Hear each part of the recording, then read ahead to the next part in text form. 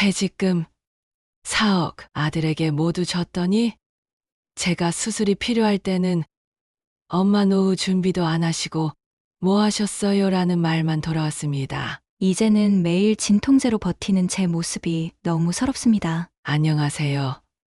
저는 65세 이말순입니다. 제가 오늘 이야기를 들려드리는 것은 많은 분들께 경각심을 주고 싶어서입니다. 30년 한 직장에서 보낸 시간치고는 참 길다고 할 수 있죠. 마지막 출근길, 저는 평소보다 30분 일찍 집을 나섰습니다. 늘 타던 버스를 기다리며 문득 이런 생각이 들었습니다. 이제 이 버스 정류장에서 더 이상 출근길 버스를 기다리지 않겠구나. 아휴, 이제 정말 마지막이네. 회사 정문에 들어서니 30년 동안 보아온 풍경이 새삼 특별하게 다가왔습니다. 수의실의 김 아저씨는 늘 그랬듯이 환한 미소로 저를 맞아주었습니다. 이말순 씨, 오늘이 마지막 날이죠?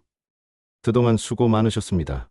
구내식당으로 향하는 계단을 오르면서 지난 시간들이 주마등처럼 스쳐 지나갔습니다. 이 계단을 오르내리며 얼마나 많은 식재료를 날랐는지 몇 번이나 허리를 굽혔는지 모릅니다. 주방에 들어서자 동료들이 깜짝 파티를 준비해 놓고 있었습니다. 30년 동안 매일 아침 제가 하던 일을 이제는 그들이 해놓은 것입니다. 밥솥에서는 고슬고슬한 흰 쌀밥 냄새가 피어오르고 있었고 국솥에서는 된장국 향이 가득했습니다. 말순 언니, 오전 준비는 저희가 다 준비했어요. 마지막 점심 서비스를 시작하기 전 전체 조리실 직원들이 모여 작은 퇴직식을 열어주었습니다. 꽃다발을 받는 순간 눈물이 왈칵 쏟아질 뻔했지만 꾹 참았습니다. 울면 후배들이 더 슬퍼할 것 같았거든요. 여러분, 그동안 정말 감사했습니다. 우리 식당이 맛있다고 소문난 건 다 여러분 덕분이에요. 마지막 점심은 제가 가장 자신 있게 만드는 육개장이었습니다. 매콤한 국물 냄새가 주방 안에 가득할 때 직원들의 발길이 평소보다 더 많이 이어졌습니다. 퇴직 선물로 받은 손목시계를 바라보며 마지막 퇴근길을 나섰습니다. 이제는 더 이상 이 시계로 배식 시간을 확인하지 않아도 되겠지만 30년의 시간을 함께한 이곳을 떠난다고 생각하니 발걸음이 쉽게 떨어지지 않았습니다. 정문을 나서는데 총무팀 직원들이 마지막 인사를 건넸고 저는 고개 숙여 인사하며 입술을 깨물었습니다. 퇴직 후 첫 아침, 저는 여전히 새벽 4시에 눈을 떴습니다. 30년간의 습관이란 게 하루아침에 바뀌는 게 아니더군요. 베란다에 나가 작은 화분들에 물을 주며 문득 구내식당에서의 일상이 떠올랐습니다. 첫 출근 날이 생생합니다. 1992년 봄, 35살에 제가 구내식당 계약직 조리원으로 들어갔을 때만 해도 이렇게 오래 일하게 될 줄은 몰랐습니다. 처음엔 6개월만 일하려고 했는데 어느새 30년이라니. 그때 우리 민우가 초등학교 2학년이었습니다. 남편은 건설 현장에서 일했지만 수입이 일정치 않았기에 제가 나서서 일을 시작했죠. 처음에는 식재료 다듬는 일부터 시작했습니다. 매일 새벽 시장에서 장을 보고 들어와 100여 명분의 식사를 준비했습니다. 고춧가루 묻은 손으로 눈물 훔치던 날도 많았고 뜨거운 국물에 데워 물집 잡힌 손으로 칼질하던 때도 있었습니다. 계약직에서 정직원이 되고 조리사 자격증도 따고 주임까지 승진했습니다. 그 과정에서 얼마나 많은 땀을 흘렸는지 모릅니다. 점심시간이면 늘 줄을 서서 기다리던 직원들의 모습이 떠오릅니다. 특히 매주 수요일 육개장 날이면 식당 앞이 장사진을 이뤘죠. 개인적으로 저는 그 북적거림이 좋았습니다. 이말순 조리사님, 오늘 맛있네요. 다른 회사 친구들한테 자랑하고 싶을 정도예요. 그런 말을 들을 때마다 가슴 한켠이 뿌듯했습니다. 집에서 끓이는 국물과 대형솥에서 끓이는 국물은 달랐지만 저는 늘 가정에서 끓이는 맛을 내려고 노력했습니다. 명절 연휴 다음 날이면 직원들을 위해 특별식을 준비했던 것도 기억납니다. 명절 음식이 물릴 때쯤이면 매콤한 어묵볶음이나 얼큰한 순두부찌개를 내놓았더니 직원들의 반응이 무척 좋았죠. 우리 직원들 입맛 다 알지. 매운 건 매콤하게, 시원한 건 시원하게. 퇴근 무렵이면 남은 반찬들을 정리하면서 내일 식단을 구상했습니다. 계절마다 제철 식재료를 사용해 영양가 있는 식단을 만들려 노력했죠. 봄에는 냉이 된장국, 여름엔 콩국수, 가을엔 들깨 수제비, 겨울엔 구수한 소고기 무국. 말순 언니는 정말 이 일에 타고났어. 매일 몇백 명 식사 준비하면서도 투정 한 번 없었잖아. 하지만 힘들 때도 있었습니다. 남편이 갑자기 쓰러졌을 때도 이틀 만에 출근했고, 민우가 중학교 입학하던 날도 아침 일찍 나와 식사 준비를 했습니다. 삶이란 게 그런 것이라 생각했습니다. 퇴직을 앞두고 마지막 달력을 넘기면서 깨달았습니다. 이곳에서 보낸 시간이 제 인생의 절반이었다는 걸요. 이제는 끝났지만 매일 아침 식당 문을 열고 들어설 때의 그 설렘이 그립습니다. 어느 날 문득 장롱 깊숙이 모셔둔 남편의 사진을 꺼내보았습니다. 15년 전, 그러니까 제가 50살 때 남편은 갑작스러운 심장마비로 세상을 떠났습니다. 여보, 내가 드디어 퇴직했어요. 사진 속 남편은 언제나처럼 수줍은 미소를 짓고 있었습니다. 건설 현장에서 일하며 까맣게 탄 얼굴, 거친 손, 그리고 구부정한 어깨. 그런데도 늘 해맑게 웃던 사람이었죠. 결혼 초 우리는 정말 가난했습니다. 전세금도 없어 월세 단칸방에서 시작했죠. 남편은 새벽부터 나가 밤늦게 들어왔습니다. 건설 현장을 전전하며 허리가 휘도록 일했지만 월급날이면 늘 저를 먼저 생각했습니다. 여보, 이번 달엔 내가 좀 많이 받았어. 이거로 말순이가 하고 싶은 거 해. 그때마다 저는 그 돈을 몰래 장롱 속에 넣어두었습니다. 우리 민우의 학원비로, 남편의 건강검진비로 쓰기 위해서였죠. 남편은 그런 저를 보며 늘 고맙다고 했습니다. 직장 생활을 시작하고 얼마 되지 않았을 때였습니다. 남편이 허리를 다쳐 한 달간 일을 못하게 되었죠. 그때 제 월급이 우리 가족의 유일한 수입이었습니다. 남편은 그때부터 제가 직장을 다니는 것을 더욱 자랑스러워했습니다. 우리 말순이가 최고야. 나 아플 때 집안을 지켜줬잖아. 20년 전 지금 살고 있는 24평 아파트를 분양받았을 때가 생각납니다. 남편은 밤낮으로 일했고 저도 구내식당 일을 하면서 야간 식당 일까지 뛰어들었죠. 저 집 마련의 기쁨은 말로 표현할 수 없었습니다. 여보, 우리도 이제 아파트에 사는 사람이에요. 하지만 그 기쁨도 잠시였습니다. 과로가 쌓인 남편의 건강은 서서히 나빠지기 시작했습니다. 병원을 다니며 치료도 받았지만 건설 현장 일을 그만두지는 못했죠. 가족의 생계가 걸린 문제였으니까요. 그리고 그날이 왔습니다. 평소와 다름없이 출근한 남편이 천장에서 갑자기 쓰러졌다는 연락을 받았습니다. 병원으로 달려갔지만 이미 손쓸 수가 없었습니다. 장례를 치르고 난 후 저는 남편의 옷장을 정리하면서 작은 메모를 발견했습니다. 구겨진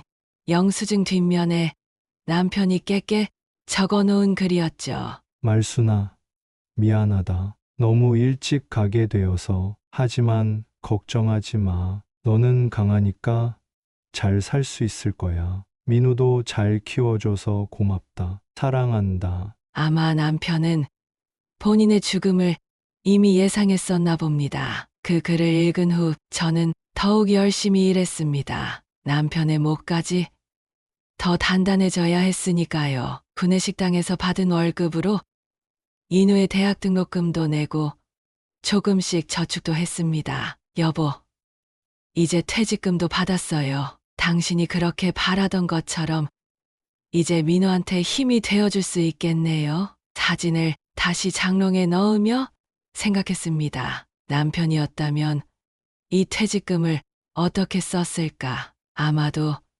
저와 같은 선택을 했을 거라고 믿었습니다. 퇴직 후 시간이 많아지자 문득 민우의 어린 시절 앨범을 꺼내보게 되었습니다. 첫 페이지를 넘기자 초등학교 입학식 날의 사진이 나왔습니다. 까만 머리에 하얀 셔츠를 빳빳하게 다린 걸 입고 살짝 긴장한 표정으로 서 있는 어린 민우의 모습이었죠. 우리 아들, 그때부터 똑똑했지. 네. 민우는 어릴 때부터 공부를 잘했습니다. 초등학교 1학년 때부터 반에서 1등을 놓치지 않았죠. 하지만 그만큼 제 마음은 무거웠습니다. 다른 아이들처럼 학원을 보내주지 못했으니까요. 구내식당 월급으로는 여러 개의 학원을 보내기가 힘들었습니다. 엄마, 괜찮아요. 전 혼자서도 잘할 수 있어요. 그런 말을 하는 아들이 안쓰러워서 퇴근 후에는 꼭 민우의 책상 옆에 앉아 있었습니다. 문제를 풀 때마다 맞았다고 환호하는 아들을 보며 저는 뜨거운 눈물을 삼켜야 했습니다. 중학교에 들어가서도 민우는 반에서 1등을 놓치지 않았습니다. 남편은 건설 현장에서 돌아오면 피곤한 몸을 이끌고 민우의 공부를 봐주었습니다. 수학을 특히 잘했던 남편이었기에 민우는 학원 한 번 다니지 않고도 수학만큼은 늘 만점을 받았죠. 고등학교 시절의 민우는 더욱 열심히 공부했습니다. 새벽 5시면 일어나 공부하고 밤 11시가 되어서야 책상에서 일어났죠. 그때 저는 매일 밤 민우의 책상에 따뜻한 우유 한 잔을 올려놓았습니다. 힘들 때마다 민우는 이렇게 말했습니다. 엄마, 제가 꼭 성공해서 효도할게요. 아빠 안 계신데도 이렇게 잘 키워주셔서 감사해요. 그 말을 들을 때마다 가슴 한켠이 아려왔습니다. 남편이 살아있었다면 민우에게 더 많은 것을 해줄 수 있었을 텐데 그런 생각에 늘 미안했습니다. 대학 입시 원서를 쓸 때였습니다. 민우는 서울의 명문대학을 지원했습니다. 저는 매일 새벽 절에 가서 아들의 합격을 빌었습니다. 구내식당에서도 틈틈이 작은 기도를 올렸죠. 합격 발표 날 민우는 떨리는 손으로 컴퓨터를 켰습니다. 화면에 합격이라는 글자가 떴을 때 우리 모자는 얼싸안고 울었습니다. 대학 등록금을 마련하기 위해 저는 구내식당 일 외에도 야간 식당 일을 시작했습니다. 힘들었지만 도서관에서 열심히 공부하는 민우를 생각하면 힘이 났습니다. 그렇게 4년이 지나고 민우는 대기업에 취직했습니다. 첫 월급을 받아온 날 민우는 저에게 작은 금반지를 건네며 말했습니다. 엄마, 이제부터는 제가 효도할게요. 그동안 정말 감사했어요. 아들이 결혼한다고 했을 때 저는 참 기뻤습니다. 7년간 직장 생활을 하면서 만난 여자라고 했죠. 같은 회사의 정혜진이라는 아가씨였습니다. 엄마, 이번 주말에 상견례를 어떠세요? 처음 며느리가 될 사람을 만난 날 혜진은 참 예쁘고 단정해 보였습니다. 목소리도 낮고 차분했고 말씨도 공손했죠. 상견례 자리에서 제가 구내식당에서 조리사로 일하고 있다는 이야기를 하자 혜진은 이렇게 말했습니다. 어머니께서 그렇게 고생하셔서 민우 오빠가 이만큼 성장할 수 있었나 봐요. 그 말을 듣는 순간 마음이 조금 놓였습니다. 우리 민우의 배경을 부끄러워하지 않는 모습이 보기 좋았거든요. 혜진의 부모님도 좋은 분들이었습니다. 특히 혜진 어머님은 저와 비슷한 또래셨는데 제 손을 꼭 잡아주시며 말씀하셨죠. 우리 혜진이 잘 부탁드립니다. 결혼식 준비는 빠르게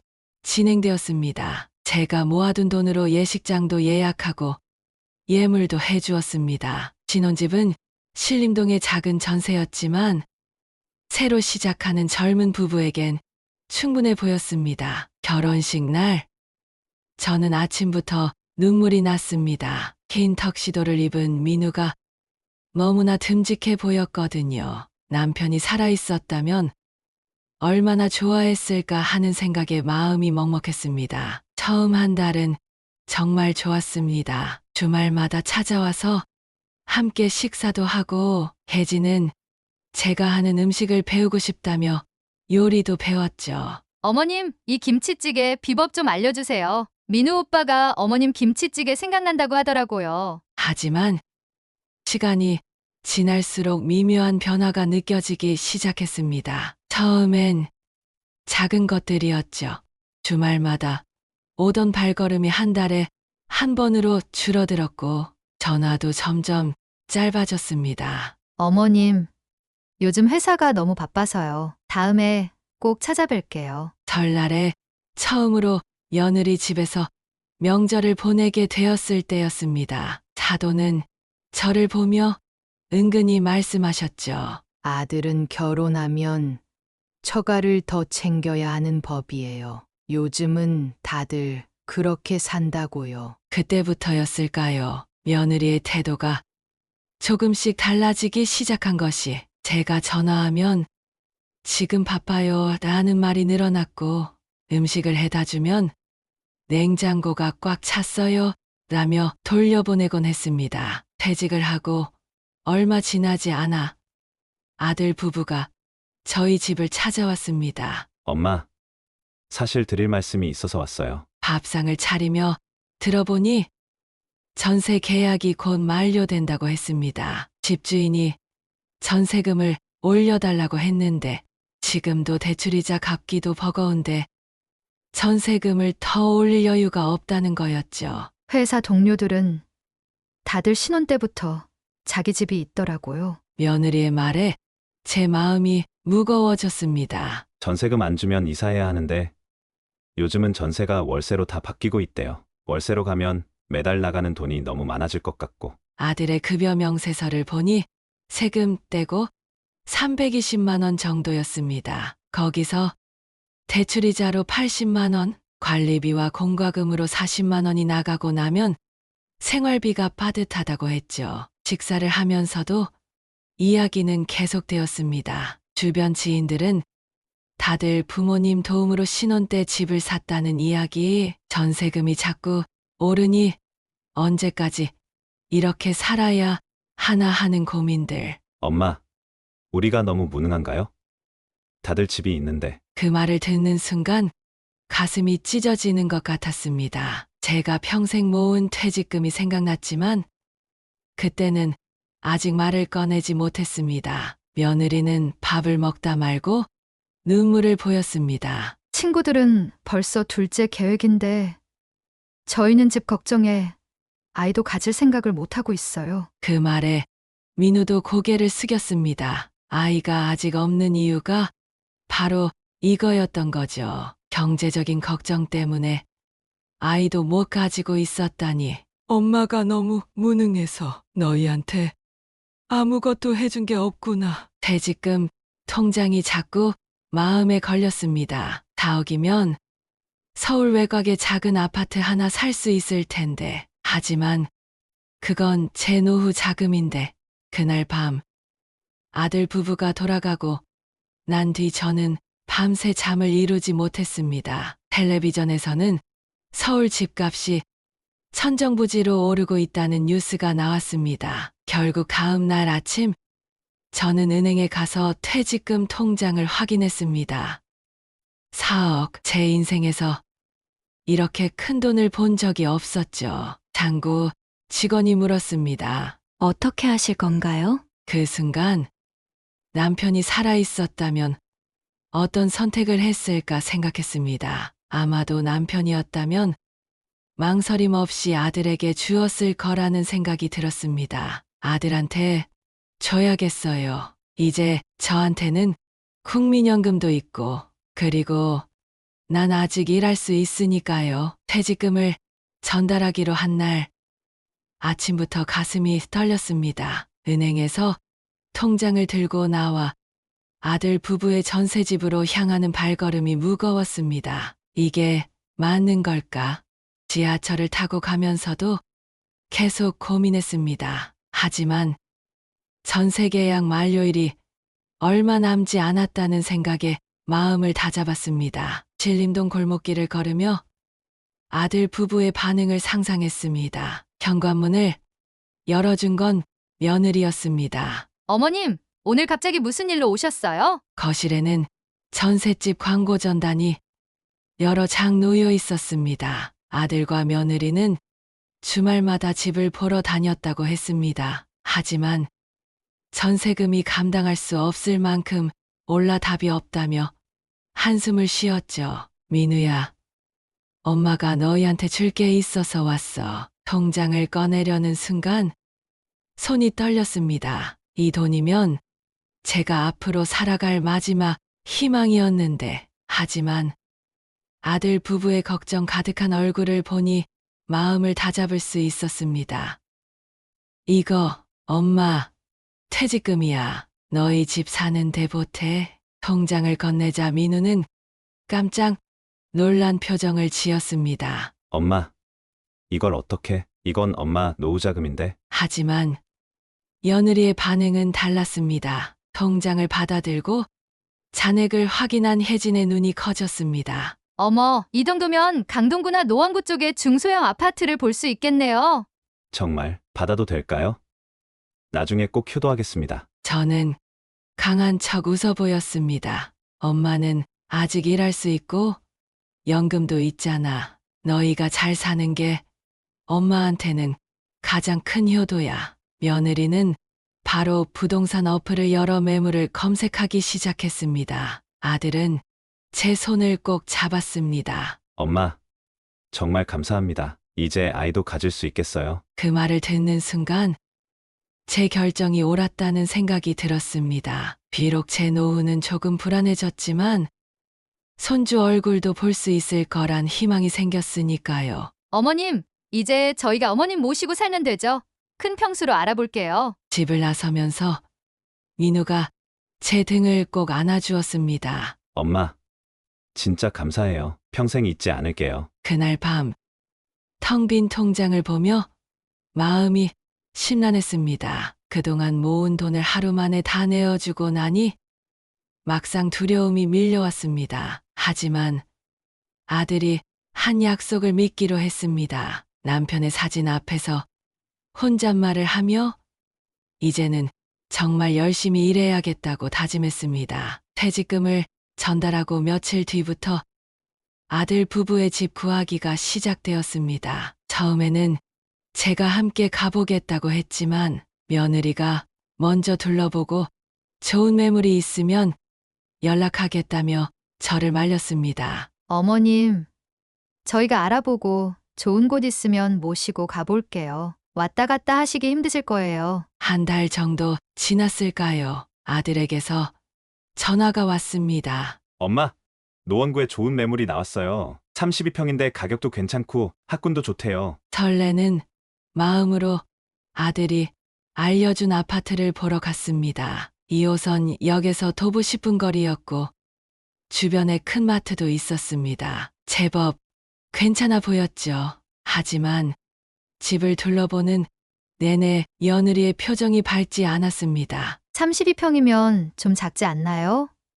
애기 생기면 더 좁을 것 같은데. 결국 그날은 집을 구하지 못했습니다. 그 후로도 몇 군데를 더 보러 다녔지만 며느리의 마음에 드는 곳이 없었습니다. 한 번은 제가 조심스럽게 의견을 냈습니다. 혜진아, 너무 욕심내지 말고 시작은 작게 해도 되지 않겠니? 그러자 며느리의 얼굴이 굳어졌습니다. 어머님, 이왕 사는 거 좋은 대로 살아야죠. 평생 살 집인데요. 결국 아들 부부는 제 의견은 더 이상 묻지 않았습니다. 매주 주말마다 둘이서만 집을 보러 다녔고, 저는 전화로만 상황을 전해 들었죠.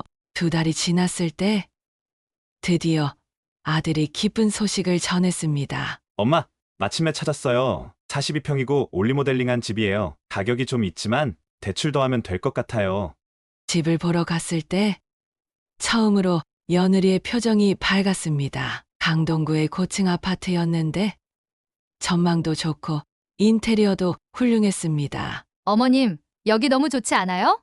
친정 엄마도 보시더니 대만족하시던데요. 하지만 가격을 듣고 제 심장이 덜컥 내려앉았습니다. 제가 준 퇴직금으로는 턱없이 부족했죠. 민우야, 대출이 많이 필요할 텐데. 하지만 아들 내외는 이미 마음을 정한 듯했습니다. 엄마가 주신 돈으로 절반 정도 되고 나머지는 회사 대출이랑 시중은행 대출로 하려고요. 혜진이도 대출이 나온대요. 결국 계약이 성사되었습니다. 제 퇴직금 4억에 회사 대출 2억, 시중은행 대출 2억을 더해 8억짜리 아파트의 주인이 되었죠.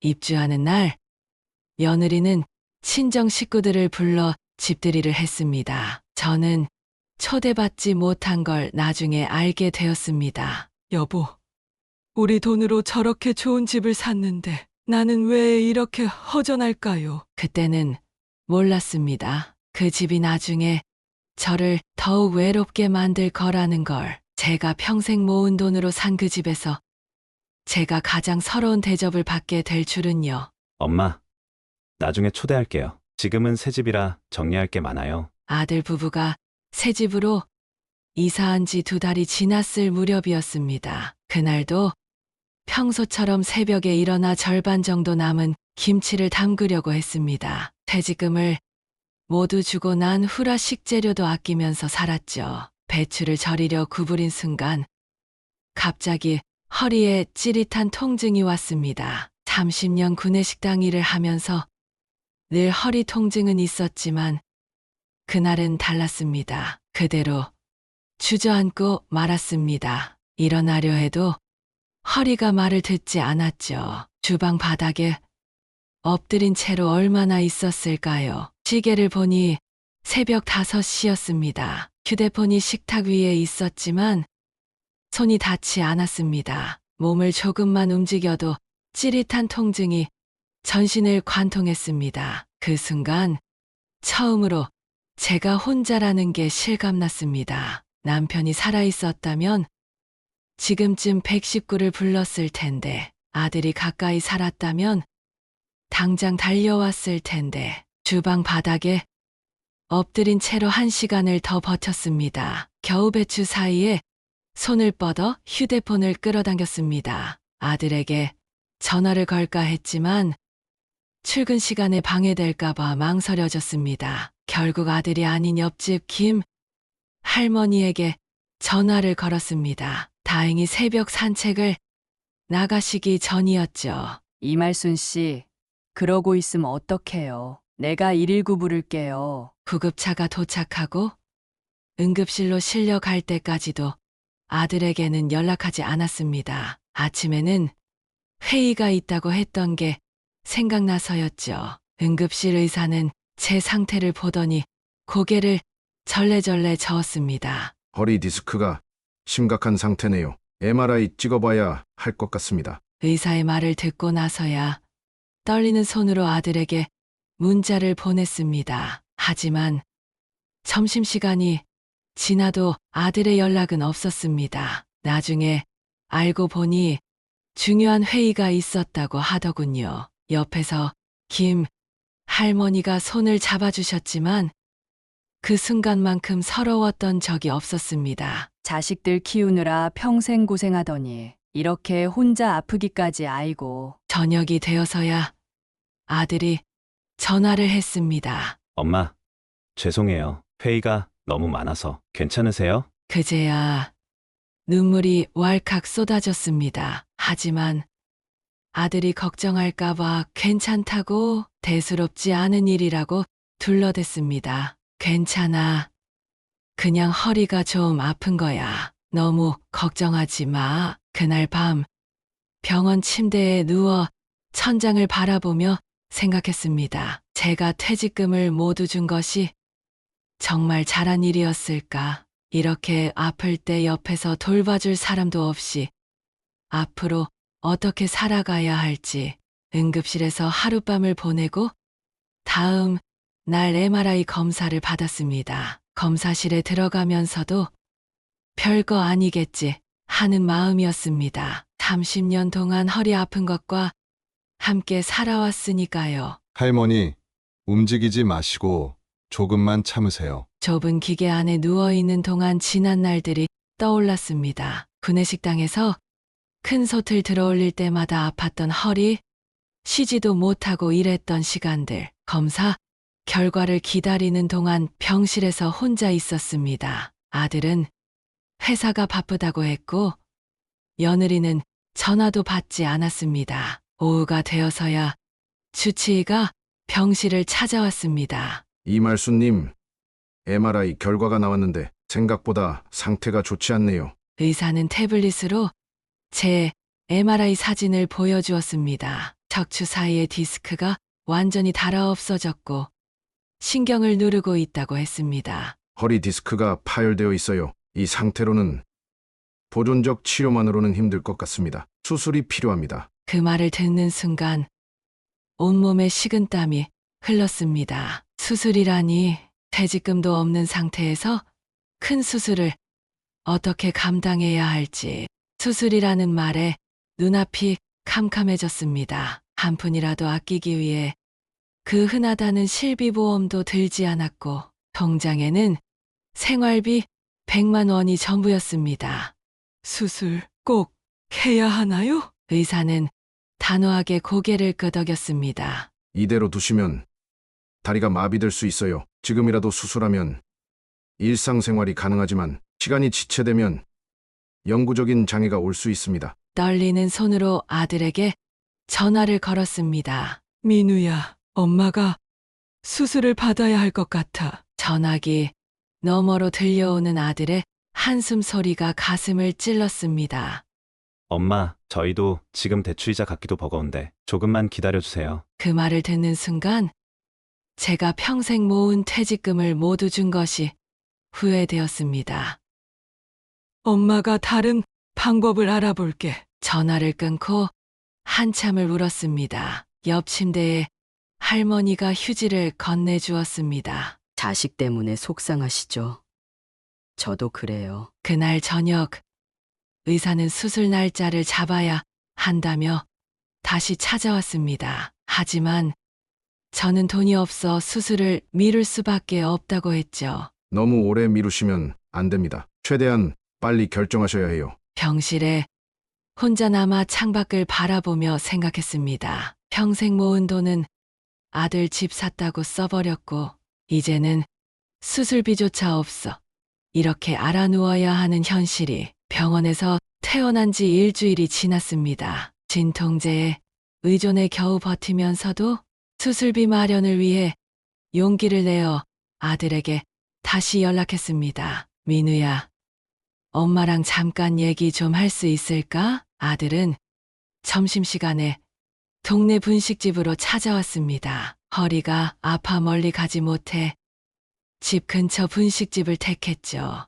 라면을 시켜놓고 조심스레 말을 꺼냈습니다. 민우야, 의사 선생님이 수술 안 하면 다리가 마비될 수도 있다는구나. 아들은 젓가락을 내려놓았습니다. 제 눈을 피하듯 시선을 돌리더니 깊은 한숨을 내쉬었죠. 엄마, 저도 정말 마음이 아픈데 지금 대출이자만 매달 450만 원이에요. 가슴이 덜컥 내려앉았습니다. 450만 원이라는 숫자가 귀에서 맴돌았습니다. 제가 평생 모은 돈으로 산 집 때문에 지금 이자를 그렇게 내고 있다는 걸 처음 알았습니다. 그래도 엄마가 수술 안 하면 평생 불구가 될 수도 있다는데 도와줄 순 없겠니? 아들은 몇 번이고 미안하다고 했습니다. 하지만 지금은 도와줄 수 없다고 본인들도 너무 빠듯하다고 했죠. 엄마, 진짜 죄송해요. 나중에 여유 생기면 꼭 도와드릴게요. 그 나중이란 말이 얼마나 공허하게 들리던지 저는 애써 웃었습니다. 집으로 돌아오는 길이 왜 그렇게 멀게 느껴졌는지 모릅니다. 허리 통증보다 더 아픈 건 마음이었습니다. 며칠 뒤 마지막으로 한 번 더 시도해 보기로 했습니다. 이번에는 며느리에게 전화를 걸었죠. 혜진아, 부탁할 게 있어. 하지만 며느리의 반응은 차가웠습니다. 어머님, 저희도 지금 애 가지려고 준비 중이라 여유가 없어요. 병원비가 만만치 않을 텐 도와드리긴 힘들 것 같아요. 전화를 끊고 한참을 울었습니다. 제가 평생 모은 돈을 모두 줬는데 이제는 수술비조차 도움을 받을 수 없다니. 그날 밤 통증 때문에 잠을 이루지 못하고 뒤척이다가 문득 깨달았습니다. 이제는 제 힘으로 해결할 수밖에 없다는 것을, 아들에게 기대는 것은 이제 그만두어야 한다는 것을. 내가 살아야지. 그래도 내가 살아야지. 다음 날 아침 몸을 일으키며 결심했습니다. 수술비를 마련하기 위해 무슨 일이든 해보기로. 비록 몸은 아프지만 아직 일할 수 있는 두 손이 있으니까요. 수술비를 마련하기 위해 일자리를 찾아 나섰습니다. 하지만 65세의 허리 디스크 환자를 받아주는 곳은 많지 않았습니다. 구내식당 경력을 내세워 여러 식당에 전화를 걸었지만 대부분 나이를 듣고 거절했습니다. 제가 40년 구내식당 경력이 있는데 할머니, 지금 허리도 안 좋으시다면서요? 만약 다치시기라도 하면 저희가 곤란해져요. 거절이 거듭될수록 자존감이 낮아졌습니다. 하지만 진통제를 먹으며 하루하루를 버텨야 했기에 포기할 수는 없었습니다. 어느 날 집 근처 시장을 지나다가 중화요리집 앞에서 발걸음을 멈췄습니다. 주방보조 구함이라는 작은 종이가 붙어 있었죠. 혹시 아직 자리가 있나요? 주방장 박상철 씨는 제 이력을 듣더니 잠시 고민하는 듯 했습니다. 구내식당에서 30년이나 일하셨다고요. 그럼 기본은 다 아시겠네요. 희망이 보였습니다. 하지만 곧바로 제 허리 상태를 털어놓았습니다. 숨기고 일하다가 나중에 문제가 될까봐 걱정되었거든요. 사실 허리가 많이 안 좋아서 수술을 받아야 하는 상황입니다. 박상철 씨는 잠시 말이 없었습니다. 그러다 갑자기 이런 말을 했습니다. 일단 일주일만 해보시겠어요? 설거지랑 간단한 재료 손질만 하시면 됩니다. 그렇게 시작된 중화요리집 일이었습니다. 처음에는 설거지와 야채 손질만 했지만 허리 통증 때문에 그마저도 쉽지 않았습니다. 아이고, 또 쑤시네. 하지만 포기할 수 없었습니다. 매일 아침 두 알의 진통제를 먹고 허리에 파스를 붙인 채 출근했습니다. 월급은 120만 원, 턱없이 부족한 액수였지만 지금은 이것이라도 감사했습니다. 주방장님은 제 상태를 알고 있어서 자주 쉬어가라고 배려해 주셨습니다. 괜찮으시면 잠깐 앉아서 쉬다 하세요. 너무 무리하지 마시고. 일하는 중에도 아들 생각이 났습니다. 제가 평생 모은 돈을 다 주고도 이렇게 고생하는 걸 알면 어떤 생각을 할까? 하지만 이제는 그런 생각조차 사치였습니다. 내가 살아야지. 그래야 다시 시작할 수 있어. 한 달이 지나고 첫 월급을 받던 날 통장 잔고를 보며 한숨이 나왔습니다. 이래서는 수술비를 모으는데 최소 8개월은 걸릴 터였습니다. 8개월, 그때까지 버틸 수 있을까? 하지만 선택지가 없었습니다. 허리를 조금이라도 편하게 하려고 찜질팩을 사서 밤마다 데워 붙이고 약국에서 파는 파스를 허리에 붙인 채 일했습니다. 지나가는 손님들은 종종 이렇게 말했습니다. 어머니, 그 나이에 이렇게 힘든 일을 하세요. 자제분들은 뭐 하시길래? 그때마다 저는 아무 말도 하지 못했습니다. 뭐라고 말해야 할까요? 내 퇴직금으로 아들 집을 사줬는데 정작 나는 수술비가 없어 이렇게 일한다고? 그런 말은 차마 할 수 없었습니다. 아니에요. 일하는 게 좋아서 하는 거예요. 그렇게 거짓말을 하면서도 제 마음 한켠에서는 작은 희망이 자라고 있었습니다. 이 고통도 언젠가는 끝날 거라는, 그리고 그때가 되면 다시 시작할 수 있으리라는 희망 말입니다. 중화요리점에서 일한 지 2달째 매일 아침은 전쟁과도 같았습니다. 새벽 5시에 일어나 허리 통증과 싸우는 것으로 하루가 시작되었죠. 오늘도 버텨보자. 출근하면 가장 먼저 하는 일이 대형 냄비들을 씻는 것이었습니다. 전날 밤 영업이 끝나고 담가둔 냄비들은 기름때가 잔뜩 끼어 있었죠. 구내식당에서도 큰 솥을 씻었지만 이건 달랐습니다. 기름때를 벗겨내기 위해 온 힘을 다해야 했으니까요. 그러다가도 주방장님의 목소리가 들리면 재빨리 허리를 펴야 했습니다. 어머님, 오늘은 파도 좀 썰어주세요. 어머님, 오늘은 파도 좀 썰어주세요. 어머님, 제가 좀 도와드릴까요?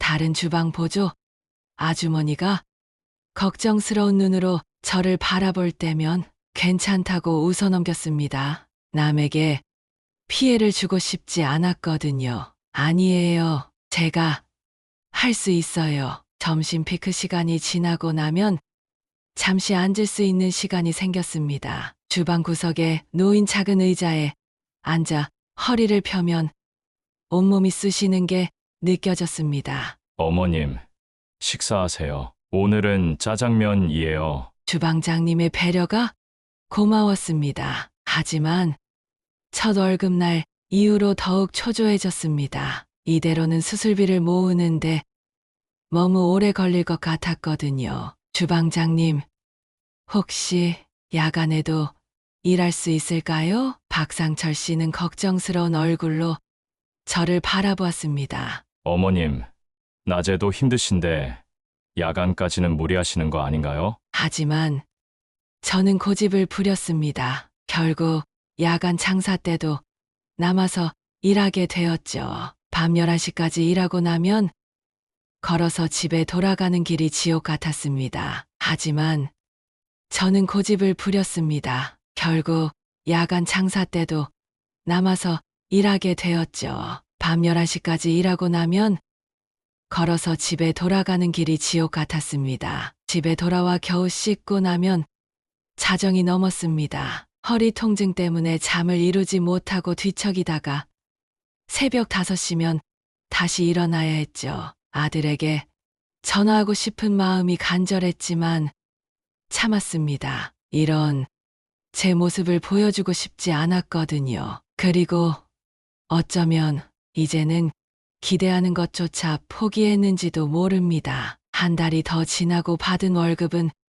80만 원, 야간 수당까지 포함된 금액이었습니다. 하지만 몸은 더욱 망가져갔습니다. 이제는 아침에 일어날 때 진통제 없이는 움직일 수조차 없었죠. 주방장님은 그런 저를 보며 한숨을 쉬었습니다. 어머님, 이러다 정말 큰일 나시겠어요. 하지만 저는 멈출 수 없었습니다. 수술비를 모아야 했고, 그러기 위해서는 이 고통을 견뎌내야만 했으니까요. 3개월째 되던 날이었습니다. 아침부터 허리가 평소보다 더 아팠지만 진통제를 2알 먹고 출근했습니다. 큰 냄비를 닦던 중 갑자기 다리에 힘이 풀렸습니다. 쓰러질 뻔한 제 모습을 본 주방장님이 달려왔습니다. 그날부터 증상이 눈에 띄게 악화되었습니다. 이제는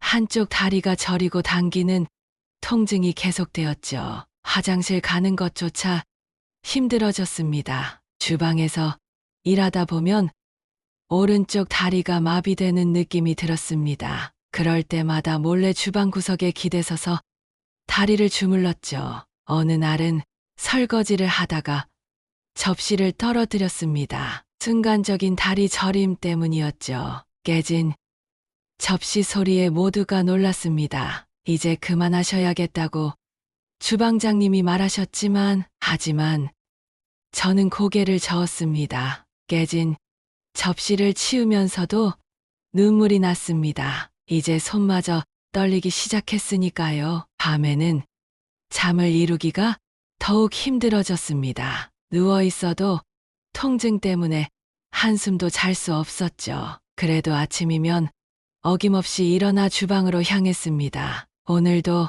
버텨보자. 이제 얼마 안 남았어. 하지만 의사의 경고가 현실이 되어가고 있었습니다. 어느 날 아침 화장실에 가려다 갑자기 다리에 힘이 풀려 그대로 주저앉고 말았습니다. 겨우 일어나 주방에 갔지만 주방장님은 단호했습니다. 어머님, 이제 그만하셔야 할 것 같아요. 이러다 정말 큰일 나십니다. 그날 점심시간 잠시 앉아 있는데 주방장님이 다가왔습니다. 어머님, 솔직히 말씀해 주세요. 왜 이렇게 무리하시는 거예요? 눈물이 왈칵 쏟아졌습니다. 그동안 참았던 이야기가 터져 나왔죠. 퇴직금을 아들에게 다 주고 이제는 수술비조차 없어 이렇게 일할 수밖에 없다는 것까지. 수술 안 하면 다리가 마비될 수도 있대요. 그래서 돈을 모아야 합니다. 주방장님은 한참을 말없이 있다가 말씀하셨습니다. 어머님, 이제 그만 쉬세요. 그러시다가 큰일 나요. 하지만 저는 고개를 저었습니다. 아직 수술비가 부족했으니까요. 그런데 바로 그날 오후 결정적인 일이 일어났습니다. 큰 양푼에 물을 받다가 그만 힘이 풀려 쏟고 말았습니다. 뜨거운 물이 제 다리로 쏟아졌죠. 그 순간 주방이 발칵 뒤집혔습니다. 결국 그날로 일을 그만두게 되었습니다. 3개월 동안 모은 돈은 450만 원, 수술비에는 한참 모자랐습니다. 집으로 돌아오는 길 다리를 절뚝이며 걸으면서 생각했습니다. 이제 어떻게 해야 하나? 마지막 희망마저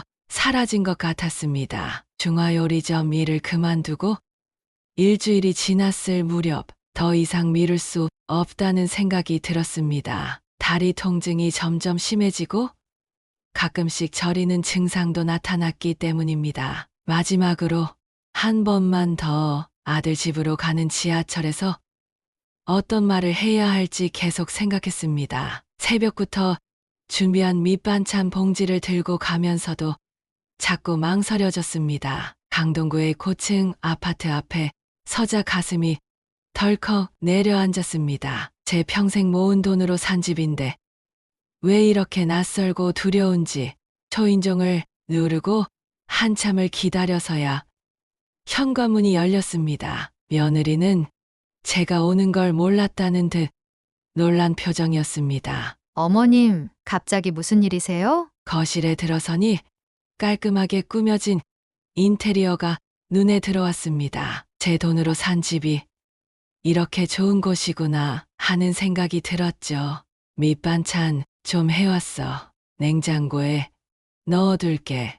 며느리는 어색한 표정으로 소파에 앉으라고 했습니다. TV에서는 집 인테리어 프로그램이 나오고 있었죠. 오늘은 민우 오빠가 늦을 것 같아요. 회사에서 중요한 미팅이 있대요. 제 다리가 자꾸 떨려왔습니다. 더 이상 참을 수가 없어서 조심스레 입을 열었습니다. 혜진아, 사실 엄마가 부탁할 게 있어서 왔어. 말을 꺼내자마자 며느리의 표정이 굳어졌습니다. 제 허리 수술 이야기를 꺼내기도 전에 며느리가 말을 잘랐습니다. 어머님, 죄송하지만 저희도 지금 빚이 많고 이제 아이도 생각하고 있어서 도와드릴 수가 없어요. 그 말을 듣는 순간 온몸에 식은땀이 흘렀습니다. 아직 제 말도 제대로 못 꺼냈는데 그게 엄마가 다리가 자꾸 저려서 걷는 것도 너무 힘이 들어. 며느리는 한숨을 쉬더니 자리에서 일어났습니다. 어머님, 솔직히 말씀드릴게요. 저희도 매달 대출이자 내기도 버거워요. 게다가 이제 아이도 준비 중이라 여력이 없어요. 창밖으로 눈이 흐려졌습니다. 제가 평생 모은 돈으로 산 이 집에서 이렇게 거절당하고 있다는 게 믿기지 않았습니다. 며느리의 다음 말은 더욱 차가웠습니다. 어머님도 아시잖아요. 요즘은 자식한테 기대면 안 된다고. 어머님도 노후 준비하셨어죠? 그 말이 제 가슴을 찔렀습니다. 노후 준비. 그렇죠. 제가 평생 모은 돈을 이 집에 다 썼으니까요. 결국 저는 일어섰습니다. 다리가 후들거렸지만 마지막 자존심만은 지키고 싶었습니다. 엄마가 잘못 찾아왔구나. 냉장고에 반찬 넣어뒀으니까 잘 먹어. 현관문을 나서는데 며느리의 마지막 말이 들렸습니다. 어머님, 이런 말씀드리기 죄송하지만 앞으로는 미리 연락하고 오시면 좋겠어요. 아파트 단지를 나오는 제 발걸음이 무거웠습니다. 평생을 모아온 돈으로 산 그 집에서 쫓겨나다시피 나오는 제 모습이 너무나도 초라하게 느껴졌습니다. 버스 정류장 벤치에 앉아 한참을 울었습니다. 며느리의 차가운 말이 계속 귓가에 맴돌았습니다. 노후 준비를 했어야 했다고. 그 돈이 내 노후 준비였는데 무릎이 저려왔지만 그것보다 더 아픈 건 마음이었습니다. 버스를 기다리는 동안 지나가는 사람들의 시선이 따가웠습니다. 눈물을 훔치는 노인네를 이상하게 보는 것 같아서 고개를 숙였습니다. 집으로 가는 버스 안에서 창밖을 바라보며 지난 날들을 떠올렸습니다. 구내식당에서 하루 종일 서서 일하면서도 힘들다고 생각하지 않았던 건 우리 민우를 위해서라는 생각이 있었기 때문입니다. 버스가 덜컹거릴 때마다 허리가 쿡쿡 쑤셨습니다. 진통제를 먹어야 할 시간이 지났지만 그런 것까지 신경 쓸 겨를이 없었습니다. 중간에 버스를 갈아타야 했는데 한승역에서 내리자마자 다리에 힘이 풀렸습니다. 벽을 짚고 겨우 걸어가는데 지나가던 젊은이가 부축해 주었습니다. 할머니, 괜찮으세요? 제가 부축해 드릴게요. 그 순간 또다시 눈물이 났습니다. 낯선 사람의 따뜻한 마음이 오히려 더 서럽게 느껴졌기 때문입니다. 고마워요. 내 자식보다 더 따뜻하네요. 집으로 가는 길이 이렇게 멀게 느껴진 적이 없었습니다. 매 정류장마다 내 자식의 집에서 쫓겨나온 사실이 자꾸만 떠올랐습니다. 집 앞에 도착했을 때는 이미 해가 저물어 있었습니다. 현관문을 열고 들어서자 캄캄한 집안이 저를 맞이했습니다. 불을 켜고 방 한구석에 놓인 남편 사진을 바라보았습니다. 갑자기 온몸에 힘이 빠졌습니다. 식탁에는 아침에 급하게 나오느라 치우지 못한 그릇이 그대로 있었습니다. 반찬을 만들려고 썰어둔 파도 그대로였죠. 그걸 보는 순간 또다시 눈물이 왈칵 쏟아졌습니다. 밤이 깊어가는데도 잠을 이룰 수가 없었습니다. 이불을 덮고 누웠지만 사방이 조용한 집 안에서 오늘 있었던 일들이 자꾸만 떠올랐습니다. 그날 밤 저는 결심했습니다. 이제는 더 이상 아들에게 기대지 말아야겠다고. 내 몸은 내가 책임져야 한다고. 하지만 그 결심 뒤에는 깊은 상처와 배신감이 자리 잡고 있었습니다. 아들 집에서 쫓겨나듯 돌아온 지 일주일이 지났습니다. 앉아있기도 힘들 만큼 허리가 아팠지만 더 이상 집에만 있을 수는 없었습니다. 중화요리점 주방장님의 조언이 떠올랐습니다. 어머님, 혹시 복지관에 한번 가보시는 건 어떠세요? 도움을 받을 방법이 있을지도 모르잖아요. 동네 복지관으로 가는 길이 멀게만 느껴졌습니다. 평생 남의 도움 없이 살아왔는데 이제 와서 도움을 청하러 간다는 게 자존심이 상했습니다. 이렇게라도 살아야지 하면서 복지관 상담실 문을 열고 들어가자 중년의 여자 사회복지사가 반갑게 맞아주었습니다. 어서 오세요. 어떤 어려움이 있으신가요? 처음에는 말이 나오지 않았습니다. 하지만 복지사의 따뜻한 눈빛에 용기를 내어 이야기를 시작했습니다. 퇴직금을 아들에게 모두 주고 이제는 수술비도 없이 혼자 앓고 있다는 이야기를 하는 동안 눈물이 멈추지 않았습니다. 많이 힘드셨겠어요. 하지만 이제 저희가 도와드릴 수 있는 방법을 찾아보겠습니다.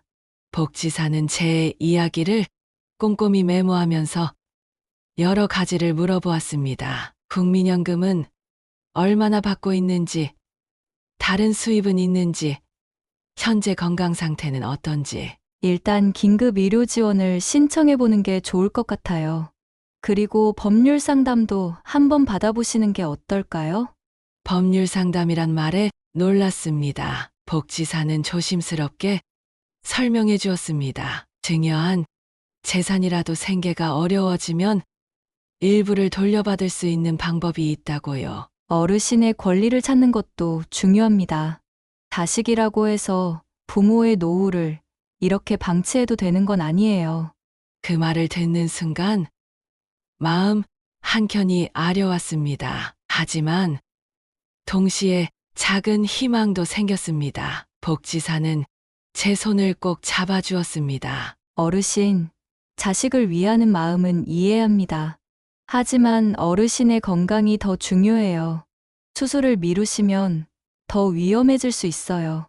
그날부터 복지관을 정기적으로 다니기 시작했습니다. 법률 상담도 받고 의료 지원 신청도 했습니다. 처음으로 누군가에게 제 힘듦을 털어놓을 수 있어서 마음이 한결 가벼워졌습니다. 복지관에서 만난 다른 어르신들의 이야기를 들으며 저만 그런 게 아니라는 것도 알게 되었습니다. 비슷한 상황에 처한 분들이 많았고 그분들의 조언이 큰 힘이 되었죠. 그렇게 한 달이 지나고 드디어 희망적인 소식이 들려왔습니다. 법률 상담을 통해 퇴직금 일부를 돌려받을 수 있는 가능성이 생긴 것입니다. 어르신, 포기하지 마세요. 이제부터가 시작입니다. 이제야 깨달았습니다. 혼자서 모든 걸 참고 견디는 것이 능사가 아니라는 것을, 때로는 도움을 청하고 받아들이는 것도 필요하다는 것을요. 복지관 법률 상담을 통해 만난 김 변호사는 제 사정을 듣고 심각한 표정을 지었습니다. 퇴직금 전액을 증여하셨다고요? 이건 분명 법적으로 문제가 있습니다. 변호사의 설명으로는 모부모의 생계가 어려워질 경우 증여한 재산의 일부를 돌려받을 수 있다고 했습니다. 하지만 제가 자발적으로 준 돈인데 받을 수 있을까요? 어르신의 생존을 위협하는 상황이라면 충분히 가능합니다. 수술을 받지 못해 장애가 올 수 있다는 의료진의 소견서도 있으니까요. 변호사는 우선 내용 증명을 보내자고 제안했습니다. 아들 부부에게 공식적으로 증여금 일부 반환을 요청하는 것입니다. 첫 번째 내용 증명을 보낸 뒤 일주일이 지났습니다. 아들에게서 전화가 왔습니다. 엄마, 왜 이러시는 거예요? 저희 보고 어떻게 하라는 겁니까? 민우야, 엄마가 수술을 받아야 해서 그래. 다리가 마비될 수도 있다는구나. 엄마가 주신 돈이잖아요. 이제 와서 왜 이러세요? 아들의 반응은 차가웠습니다. 오히려 제가 배신자가 된 것 같았습니다. 하지만 이제는 물러설 수 없었습니다. 그래, 내가 졌지. 하지만 지금 엄마는 수술을 받지 못해 다리가 마비될 위험에 처해 있어. 그렇기에 어쩔 수가 없었다. 엄마도 살아야지.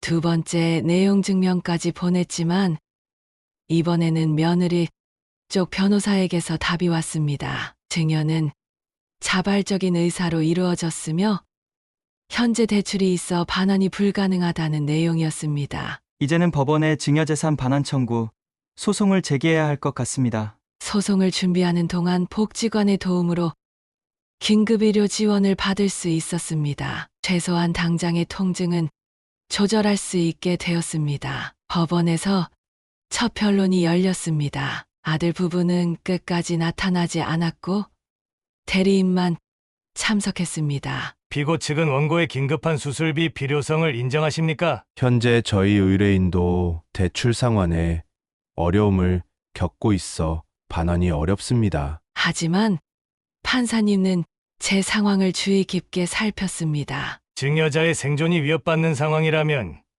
이는 민법상 증여 취소 사유가 될 수 있습니다. 결국 판사의 중재로 합의를 시도하게 되었습니다. 아들 부부는 1,000만 원을 분할 상환하는 조건을 제시했습니다. 수술비와 회복 치료비를 고려하면 부족하지만 일단 받아들이는 게 좋을 것 같습니다. 저는 그 제안을 받아들였습니다. 더 이상의 법적 다툼은 아들과의 관계를 돌이킬 수 없게 만들 것 같았기 때문입니다. 첫 달 상환금을 받던 날 통장에 찍힌 금액을 보며 마음이 복잡했습니다. 이제야 수술을 받을 수 있다는 안도감과 함께 자식과 법적 다툼을 해야 했다는 현실이 서글펐습니다. 아들로부터 받은 첫 상환금으로 마침내 수술 날짜를 잡았습니다. 대학병원 정형외과 교수님은 제 MRI를 보더니 더 이상 지체하면 안 된다고 했습니다. 수술 전날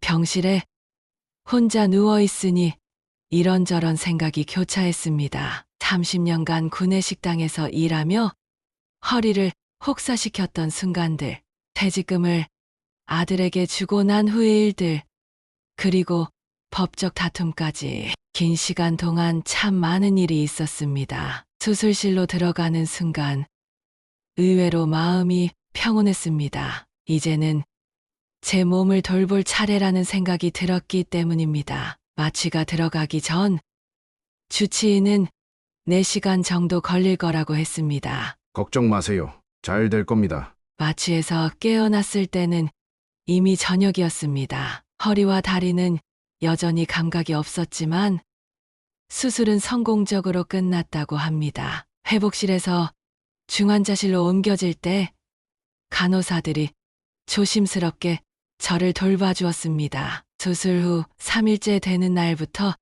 재활을 시작했습니다. 처음에는 침대에 앉는 것조차 힘들었습니다. 재활치료사는 천천히 하지만 꾸준히 하는 것이 중요하다고 강조했습니다. 일주일이 지나자 조금씩 걸을 수 있게 되었습니다. 처음에는 워커의 의지에 병실 안에서 몇 걸음, 그 다음에는 복도까지 나갈 수 있게 되었습니다. 매일매일 조금씩 발전하는 제 모습에 작은 희망이 생겼습니다. 병원 재활치료실에서 만난 다른 환자들과도 자연스레 친해졌습니다. 서로의 아픔을 이해하고 격려하면서 회복에 대한 의지를 다질 수 있었습니다. 특히 저보다 더 큰 수술을 받고도 열심히 재활하시는 할머니들을 보며 많은 용기를 얻었습니다. 수술 후 2주가 지났을 때 주치의는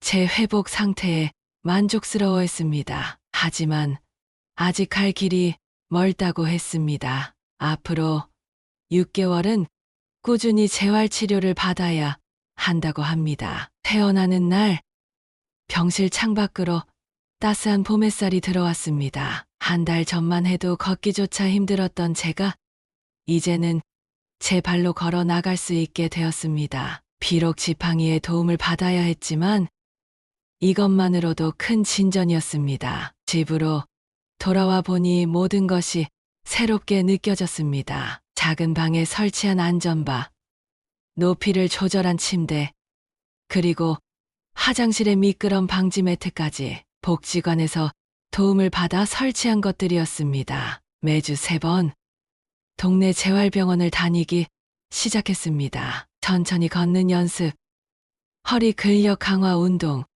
그리고 스트레칭까지 모든 과정이 쉽지는 않았지만 포기하지 않았습니다. 한 걸음, 한 걸음 내디딜 때마다 제 삶도 조금씩 앞으로 나아가고 있다는 생각이 들었습니다. 이제는 누군가에게 의지하지 않고 스스로의 힘으로 살아갈 수 있다는 자신감이 생겼습니다. 수술 후 3개월이 지났을 때 마침내 지팡이 없이도 걸을 수 있게 되었습니다. 동네 공원을 산책하면서 이제야 진정한 회복이 시작되었음을 느낄 수 있었습니다. 몸의 회복과 함께 마음의 상처도 조금씩 아물어가고 있었습니다. 재활치료가 끝나갈 무렵 중화요리점 박상철 주방장님이 연락을 주셨습니다. 건강은 어떠신지, 이제 괜찮아지셨는지 물어보시더니 제안을 하나 하셨습니다. 어머님,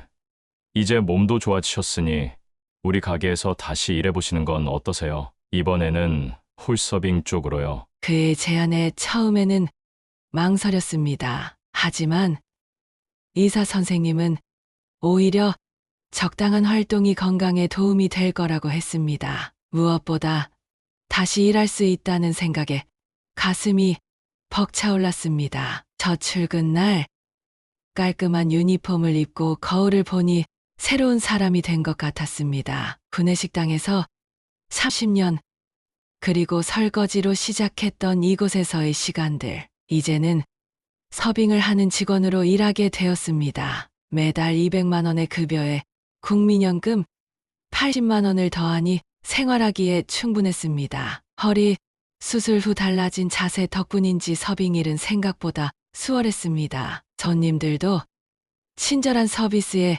만족해 하셨습니다. 어머님이 오시고 나서 단골 손님이 더 늘었어요. 다들 편하게 대해주셔서 그런가 봐요. 복지관에서는 노인대학 프로그램을 소개해 주었습니다. 일이 없는 날이면 한글 교실에 나가 글쓰기를 배웠습니다. 평생 일만 하다가 이제야 배움의 즐거움을 알게 된 것입니다. 수술 후 6개월이 지난 어느 날 복지관 선생님의 권유로 제 이야기를 글로 써보았습니다. 서툰 글이었지만 그동안의 경험을 진솔하게 풀어냈습니다. 그 글은 복지관 소식지에 실렸고 비슷한 처지의 다른 어르신들에게 위로가 되었다고 합니다. 국민연금공단에서 노후 재무설계 상담도 받았습니다. 이제는 제 노후는 제가 책임져야 한다는 것을 뼈저리게 깨달았기 때문입니다. 적금도 들고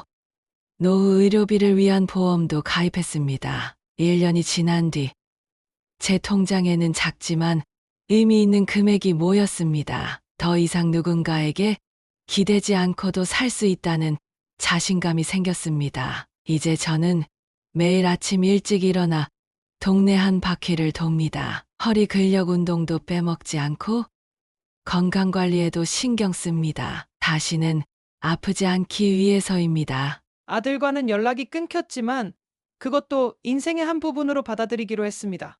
대신 복지관에서 만난 어르신들, 중화요리점 동료들과 새로운 관계를 만들어 갔습니다. 주말이면 복지관 자원봉사도 나갑니다. 저처럼 힘든 시기를 겪는 분들에게 제 경험을 나누며 조언해드리는 일이 보람찼습니다. 누군가의 위로가 되어줄 수 있다는 사실이 제게도 큰 힘이 되었습니다. 이제는 압니다. 진정한 행복은 누군가에게 의지하는 것이 아니라 스스로 설 수 있을 때 온다는 것을 비록 늦게 깨달았지만 이제부터라도 제 인생의 주인공으로 살아가려 합니다. 인생은 끝날 때까지 새로운 시작이 있는 것 같습니다. 이것이 제 이야기입니다. 저처럼 힘든 시기를 겪고 계신 분들께 작은 희망이 되었기를 바랍니다. 여러분, 오늘 이말순 어머님의 가슴 아픈 사연 어떠셨나요? 자식을 위해 평생을 바친 어머님께서 겪으신 일들이 제 마음을 무겁게 했습니다. 하지만 끝까지 포기하지 않고 새로운 삶을 시작하신 어머님의 용기가 정말 대단하다고 생각합니다. 자연이 창가 구독과 좋아요. 여러분의 작은 관심이 또 다른 누군가에게 큰 위로가 됩니다. 구독 버튼을 누르는 순간 여러분의 가정에 행복이 가득 찾아올 거예요. 2025년 을사년 여러분 모두 건강하시고 복 많이 받으세요.